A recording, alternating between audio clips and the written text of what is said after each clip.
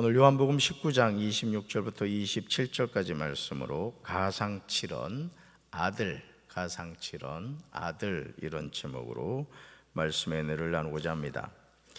사랑하는 사람을 두고 이 세상을 떠난다는 것은 쉽지 않습니다. 저는 육신의 아버지가 2003년 5월 3일 66세로 하나님의 부르심을 받으셨습니다. 그런데 지금도 고향 장화동에 아버지가 살아 계신 것 같은 느낌을 받을 때가 많습니다. 만약 아버지가 지금 살아 계신다면 그런 생각을 할 때가 가끔 있는데, 이렇게 좋은 교회에서 담임 목사로 사역하는 것을 보시면서 아마 흐뭇해 하셨을 겁니다. 아마 무시로 스마트폰에서 아들이 설교하는 영상을 들으면서 아마 아버지로서 뿌듯한 그런 감정을 느끼셨을 겁니다.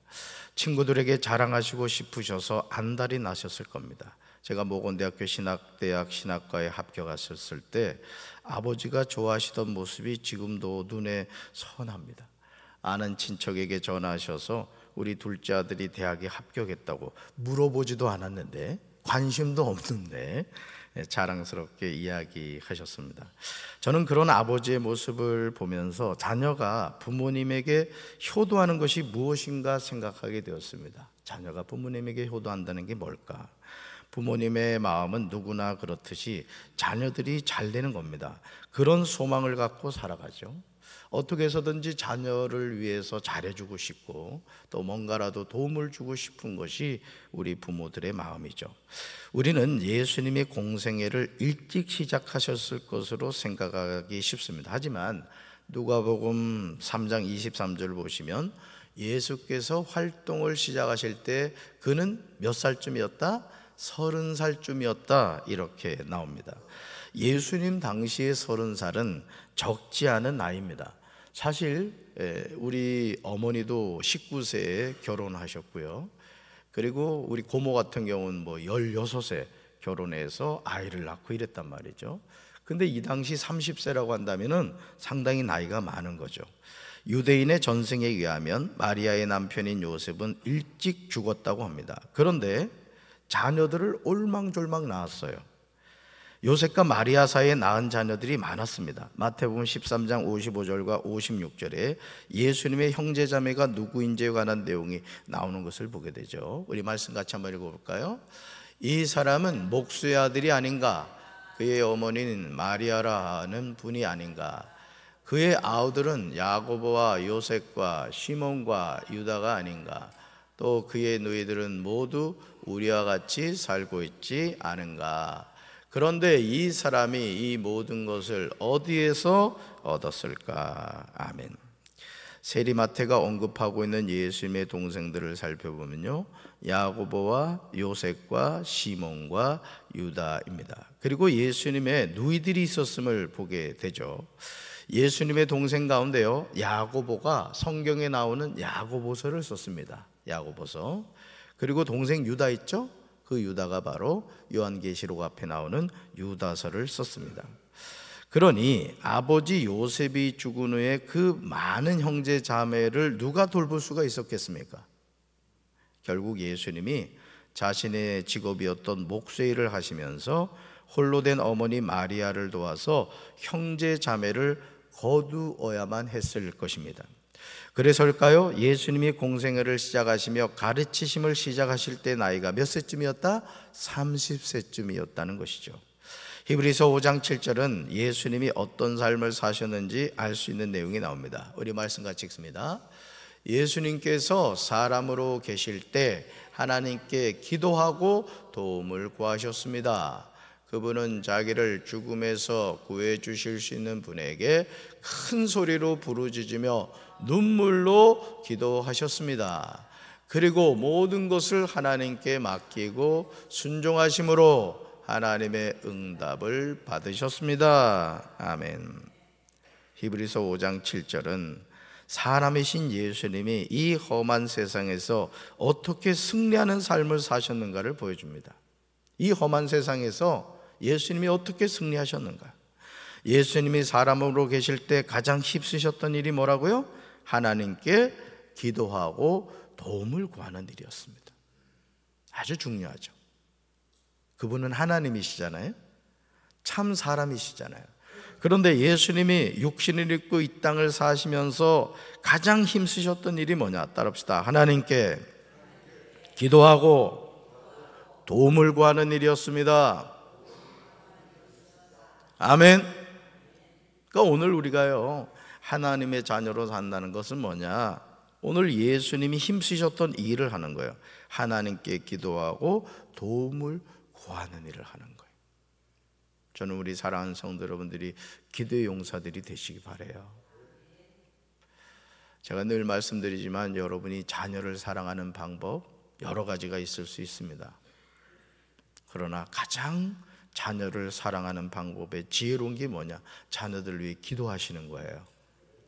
새벽 예배 나오셔서 하루를 기도로 시작하고, 새벽 예배 나오셔서 여러분 자녀들의 이름을 불러가며 기도하고, 여러분 가정을 위해 기도하고, 교회를 위해 기도하고, 여러분 4월 10일 총선이 이제 얼마 안 남았잖아요.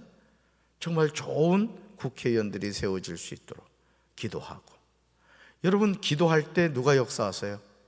하나님이 역사하십니다. 아멘이십니까? 어찌 그렇지 않으셨겠어요? 홀로 되신 어머니 마리아를 친히 거두어야만 했고 동생들을 돌봐야 했습니다. 왜요? 아버지가 돌아가셨으니까 예수님이 가장의 역할을 하셔야만 했던 것이죠. 그러니 쟁기를 손에 잡고 뒤돌아보는 자는 하나님의 나라에 합당하지 않다고 하셨지만 차마 어찌하실 수 없으셨던 것 같습니다. 그래야 하나님께 기도했습니다. 도움을 구하셨습니다. 큰 소리로 부르짖으며 눈물로 기도하셨어요. 그러니까 여러분 그 찬송가 가운데 내 주여 뜻대로 행하시옵소서, 그 찬송가 가사 보면 주님도 때로는 울기도 하셨네, 이 가사가 나오는 거예요. 오늘 성경 말씀을 근거로 하는 거예요. 여러분 예수님도 눈물로 기도했다고요. 근데 오늘 우리가 어찌 기도하지 않고 살아갈 수가 있겠습니까? 그래서 여러분 목사도 기도하는 목사가 돼야 되고 성도도 기도하는 목사가 돼요. 그래서 우리 전도사들한테 계속 얘기하는 게 뭐냐? 기도해야 된다, 기도해야 된다, 그 얘기를 하는 거예요. 성도 여러분도 마찬가지예요. 여러분 깨어 기도합시다. 특별 새벽 기도에서 특별히 나오셔서 감사한 것이지만 평소에도 나오셔야 돼요. 나오셔서 정말 하나님을 찾고 하나님의 은혜를 구해야 돼요.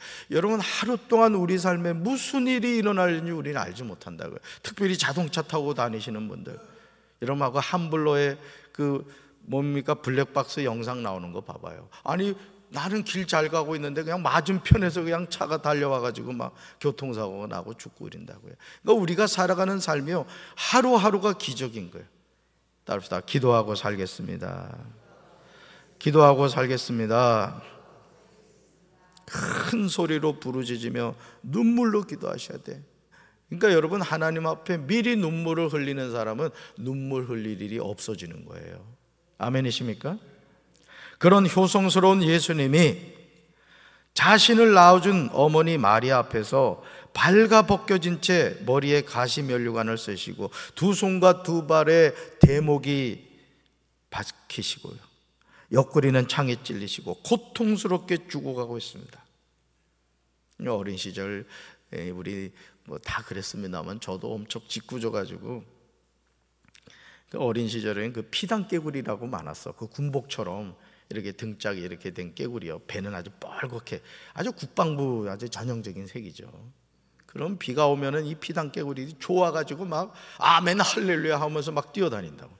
그러면 이 남학생 애들은 또 비가 오니까 또 우산 가지고 있잖아요. 그거 깨구리 그냥 찔러서 이렇게 하고 누가 더 많이 깨구리 끼냐고 막 그런 또 자랑하고 막 그랬단 말이에요.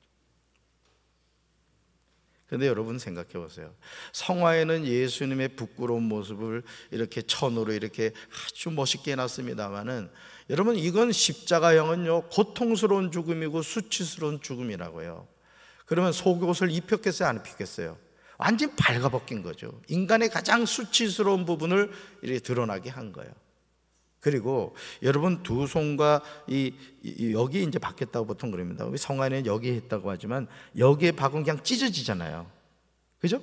십자가에 매달렸는데 여기다 못 박아봐, 그냥 찢어지지. 그러니까 여기 보통 박는다 그래요. 여기 뼈가 있잖아요. 그러면 이게 딱 고정이 된단 말이에요. 고정.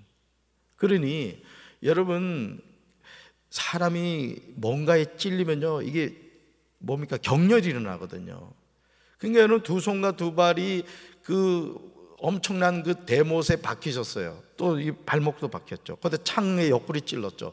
그러니 우리가 생각할 땐 십자가가 높은 것 같지만 높지 않단 말이에요. 그래, 높질 않아요. 이렇게 보는 거예요. 그냥 보는 거예요. 제가 김용일 장로님 보듯이 앞에서 이렇게 보는 거예요.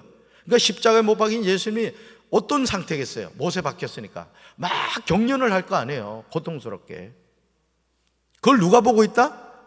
어머니가 보고 있는 거예요. 아주 고통스럽게 죽어가고 있는 거예요. 심지어 아들이 입었던 옷까지 제비 뽑기를 통하여 군인들이 강탈해 갔습니다. 얼마나 고통스럽겠습니까? 요한복음 19장 25절이 이렇게 나오죠. 같이 읽습니다. 예수님의 십자가 곁에는 예수님의 어머니와 이모와 글로바의 아내 마리아와 막달라 사람 마리아가 서 있었다. 이거예요. 서 있었다. 그러니 아들의 그 고통스럽게 죽어가는 그 신음소리를 들었다 못 들었다? 다 듣고 있는 거예요. 다 듣고. 고통스럽게 호흡하면서 죽어가는 사랑하는 아들의 모습을 보는 어머니 마리아의 마음이 얼마나 찢어지겠어요. 저도 그 그리스의 순환이라는 영화를 그 인천 내리교회 있을 때 봤는데요, 그냥 얼마나 눈물이 나는지. 나중에 여러분, 사람이요, 눈물을 하도 많이 흘리면요, 막 이 정신이 혼돈해집니다. 진짜 그런 증상이 나타나더라고요. 그 예수님이 그 고통당하는 모습을 보는데, 이 멜 깁슨이 참 잘 만든 영화거든요. 지금 봐도 뭐 괜찮은 그런 영화예요. 아마 이 세상에서 가장 고통스러운 장면이었을 것입니다. 누가복음 2장 25절에서요, 예루살렘에 의롭고 경건하여 이스라엘의 위로를 기다리는 자인 시몬은 성령이 그 위에 계셨다고 나옵니다. 성령이. 그런데 34절과 35절에서 시몬이 아기 예수의 정결 예식을 하려고 온 요셉과 마리아에게 예언적인 말을 해요. 아기 예수를 지금 정결 예식을 하려고 데리고 왔는데 앞으로 일어날 일에 대해서 예언을 합니다. 왜 예언을 하죠? 성령이 시몬이에 머물러 계셨기 때문에. 오늘도 성령이 함께 하시는 사람은 예언을 합니다. 아멘이십니까? 하나님의 말씀을 전하는 거예요. 오늘도 말씀 같이 읽어볼까요? 같이 읽습니다. 시몬이 그들에게 축복하고 그의 어머니 마리아에게 말하여 이르되, 보라, 이는 이스라엘 중 많은 사람을 패하거나 흥하게 하며 비방을 받는 표적이 되기 위하여 세움을 받았고 또 칼이 내 마음을 찌르듯 하리니 이는 여러 사람의 마음의 생각을 드러내려 함이니라 하더라. 아멘. 또 칼이 내 마음을 찌르듯 한다는 거죠. 이는 여러 사람의 마음의 생각을 드러내려 함이라, 이렇게 말해요. 십자가에 못 박혀 죽어가는 아들의 모습을 보면서 마리아는 예루살렘 성전에서 시몬이 했던 칼이 내 마음을 찌르듯 하리니라는 말씀을 기억했을 거예요. 아, 그때 그 시몬이 했던 말이 이 말이었구나. 얼마나 고통스럽겠어요. 얼마나. 이토록 고통스러운 가운데 예수님은 요한복음 19장 26절에서 이런 말씀을 하시죠. 같이 읽습니다. 예수께서 자기의 어머니와 사랑하시는 제자가 곁에 서 있는 것을 보시고 자기 어머니께 말씀하시되, 여자여 보소서 아들이니다 하시고. 아멘. 이제 시시각각으로 예수님에게 다가오는 죽음 앞에서 예수님이 보신 것은 자신의 어머니 마리아와 사랑하는 제자 요한이 곁에 서 있는 겁니다. 그러니 막 경련을 잃으면서 정신이 얼마나 혼돈해지셨겠어요. 그죠? 그런 상황에서 누가 보였다? 어머니 마리아와 사랑하는 제자 요한이 보인 거예요. 그러시며 어머니 마리아에게 이렇게 말씀하시죠. 여자여 보소서 아들이니다. 예수님은 어머니 마리아에게 존칭을 씁니다. 이 어떤 사람들은 세상에 어머니를 향하여 여자여 이렇게 했다고 아주 이게 뭐 하대한 것처럼 착각합니다만은, 여기서 이 여자여에 해당하는 헬라어 귀나이는 당시 정중에게 부르는 존칭이었습니다. 아시겠죠? 요한복음 19장 26절에서 사도 요한은 어머니란 낱말 앞에 반복해서 자기의 어머니라는, 또 자기의 어머니께라는 표현을 사용하고 있음을 보게 됩니다. 그러시면서 예수님은 자기의 어머니와 그 곁에 서 있는 사랑하는 제자를 보시고 어머니에게 말씀하시죠. 어머니, 이 사람이 어머니의 아들입니다. 누굴 가리키는 거야? 이 사람, 사랑하는 제자 요한을 가리키는 거예요. 요한을. 사랑하는 성도 여러분, 예수님은 공생의 사역을 시작하시기 전에 인생의 희노애락을 다 경험하셨습니다. 그렇죠? 어머니 저기 아버지 일찍 돌아가셨죠. 그리고 어머니 마리아를 봉양하면서 사랑하는 동생들을 돌봐야 됐다고요. 여러분, 우리는 이 목수라는 직업 또는 목자라는 직업이 상당히 성경이 많이 나오니까 이게 그래도 괜찮은 직업이라고 생각하는데, 그 당시에 목수라는 직업은 그렇게 좋은 직업이 아니었습니다. 천한 직업이었어. 그러니까 쉽게 말해서 요즘으로 말하면은 이렇게 막노동 같은 그런 개념이었다는 것이죠. 성자 예수님이 모르는 인생의 아픔과 고통이 무엇이겠습니까? 그리고 가장 피하고 싶은 죽음을 앞에 두고 있습니다. 그것도 자신을 낳아 애지중지 키워주신 어머니 마리아 앞에서 죽어가고 있어요. 여러분, 이걸 생각해 봐요. 여러분들 가운데도 자녀를 잃은 아픔을 가진 부모님이 있을 겁니다. 아마 지금도 그 자녀를 생각하면 가슴이 아릴 거예요. 그런데 우리 예수님의 죽음은 병이 들어 죽은 것이 아니잖아요. 자신의 죄 때문에 죽은 것도 아니잖아요. 저와 여러분의 죄 때문에 우리 아들이 십자가에 못 박혀가지고, 여러분 오전 9시 십자가에 못 박혀가지고 오후 3시에 소천하셨거든요. 우리 예수님이. 그 몇 시간이요? 6시간이에요. 6시간을. 그 6시간 동안 아들이 경련을 일으키면서 팍 떨면서 죽어가는 그 아들의 모습을 보는 그 마리아의 심정이 어떻겠냐고. 차라리 그냥 아드님이 소천하셨습니다, 이런 얘기 들으면 그래도 고통스럽겠지만, 그랬구나 이러겠지만, 내 아들이 내 앞에서 고통스럽게 수치당하며 죽어가는 모습을 생생하게 생방송으로 지켜봐야 되는 그 어머니 마리아의 심정이 얼마나 아팠겠어요. 그러나 예수님은 죽어가시는 상황에서도 어머니 마리아를 돌봐줄 아들을 소개하고 계신 거예요. 바로 그 아들이 누구다? 사도 요한이었습니다. 요한복음을 기록한 사도 요한은요, 요한복음 19장 27절에서 예수님의 어머니 마리아를 모셨다고 합니다. 그러니까 오늘 이 말씀은 요한복음에 나온 내용이란 말이에요. 요한복음을 누가 썼어요? 사도 요한이 썼단 말이에요. 그러니까 그 십자가에서 내용을 정확하게 사도 요한은 지금 기록하고 있는 거예요. 말씀 같이 읽습니다. 그 다음에 제자에게 자, 이분이 내 어머니시다 하고 말씀하셨다. 그때부터 그 제자는 그를 자기 집으로 모셨다. 아멘. 갈보리 십자가에서 세상 죄를 짊어지고 죽어가시는 예수님은 사랑하는 어머니 마리아에게는 제자 요한을 어머니, 이 사람이 어머니의 아들입니다, 이렇게 소개하셨고, 제자인 사도 요한에게는 자, 이분이 내 어머니시다 하고 직접 소개하셨습니다. 여러분, 예수님의 마음이 느껴지십니까? 십자가에서 고통스럽게 죽어가시는 상황에서도 자신을 낳아준,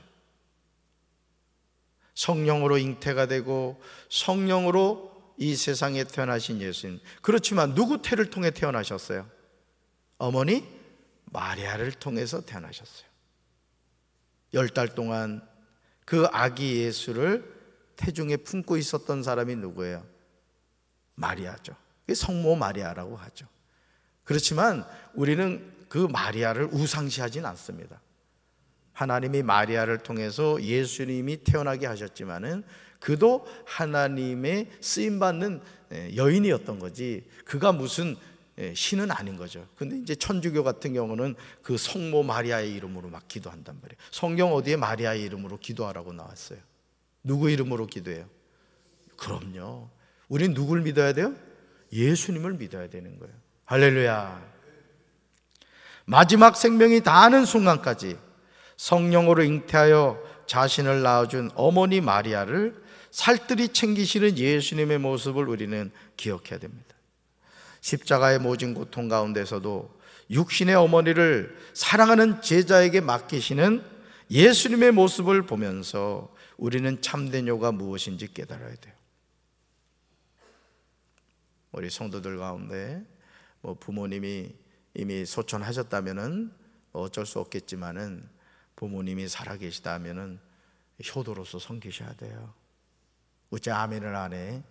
다 돌아가셨나? 효도로서 섬겨야 된다고요. 그리고 자녀들에게 효를 가르치셔야 됩니다. 저도 이번에 참 한참 만에, 얼마 만인가 모르겠네, 하여간 어머니를 청주 지금 큰누님 댁에 계시거든요. 큰누님 댁에 이제 강원도 영월이 추우니까 이제 겨울 때가 되면 이렇게 어머니를 누님이 모셔요. 한 4개월 정도 지금 모신 것 같아요.